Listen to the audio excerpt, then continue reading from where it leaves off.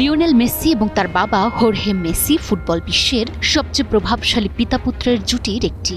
Messi সফল হয়েছেন, বিশ্ব ফুটবলের অন্যতম সেরা খেলোয়াড় হয়েছেন। সেই পথ চলাই হোর্হে ছিলেন একজন নীরব সঙ্গী। সাফল্যের সময় যেমন পাশে ছিলেন, কঠিন সময়েও সরে যাননি। সেই প্রতিদানও দিয়েছেন মেসি।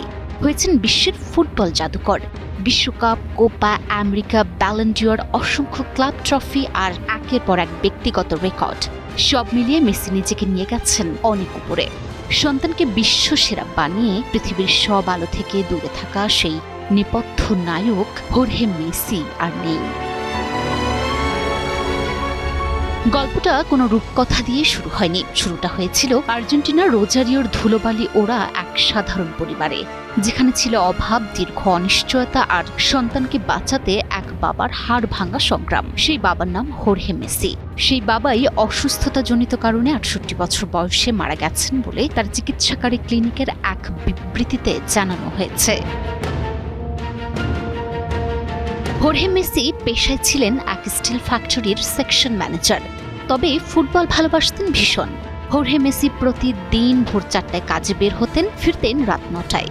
কিন্তু ক্লান্তি কোনো দিন তার ভেতরের ফুটবল প্রেমকে দমাতে পারেনি। পাড়ার ক্লাব আবান্দেরাদো গ্রান্দোলিতে হোর্হে নিজেই ছিলেন ছোট্ট লিওর প্রথম কোচ।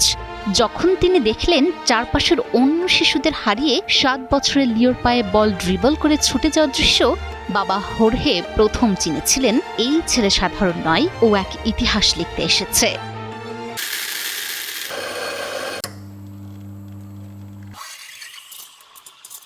কিন্তু বিধাতা যেন পরীক্ষা নিচ্ছিলেন। ১৩ বছর বয়সে মেসির সামনে এলো গ্রোথ হরমোনের মরণঘাতী সংকট। প্রতি মাসে চিকিৎসার জন্য দরকার $৯০০। মধ্যবিত্ত হোর্হের পক্ষে যাচ্ছিল পাহাড় সম বাধা। আশার আলো হয়ে এলো স্পেন ক্লাব বার্সেলোনা। কিন্তু বার্সা যখন মেসির চিকিৎসার খরচ নিতে ইতস্তত করছিল, স্টিল ফ্যাক্টরির সেই সাধারণ ম্যানেজার বার্সা পরিচালকদের সামনে দাঁড়িয়ে কঠিন আলটিমেটাম দিলেন।